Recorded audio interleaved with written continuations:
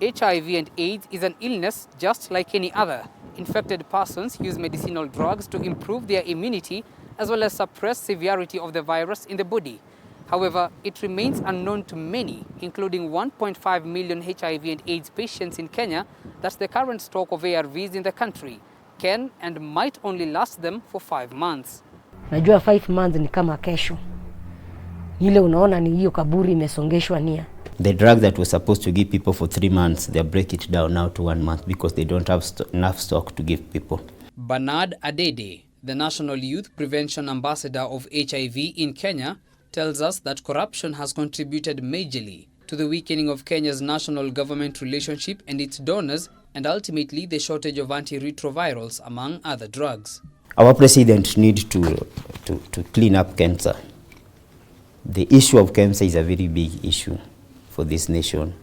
We can have other issues, but not when it comes to medication that give people life, especially 1.5 million people are too many. Pointing to the scourge of drug deficiency to AIDS patients, Bernard explains what measures are currently being taken in health facilities to temporarily tame the dreadful situation. Right now we have bottles that contain drugs for 3 months. Now this means that a health facility provider or clinician will have to remove some of the bottles, some of the drugs from the bottle, so that they can divide to be enough to each and every person.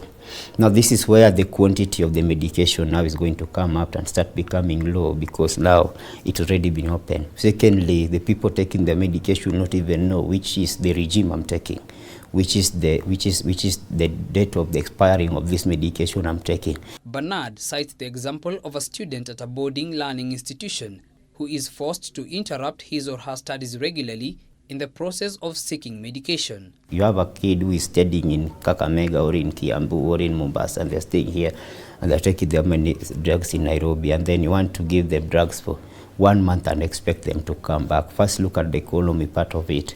Going to Kisumu to coming back, that is a 1,500. Coming back is again 15, that's a 3,000 just to come and pick your medication for 1 month, then go. So you lose roughly 6,000. Winfred Asiko, a resident of Kawangware, has been suffering from AIDS for about 13 years now. We take drugs to live. In our conversation, Winfred, who is one of the 6.6% of women living with HIV in the country, reveals that drug shortages are not a new phenomenon, but she personally has not experienced it. Since the Septrin went missing, you go to hospital, you are only given ARVs. You are told to go and buy. Will you buy food to eat? Will you pay rent, or will you buy Septrin? And you find it's expensive.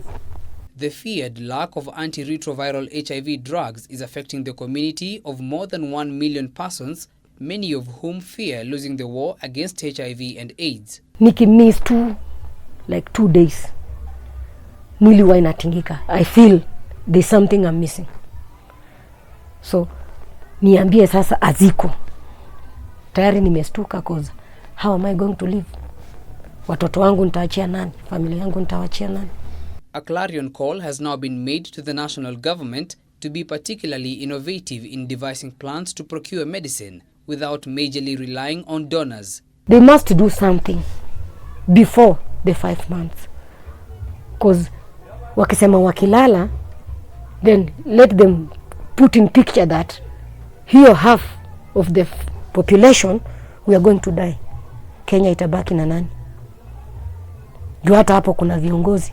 Ben Kirera, K24 Evening Edition.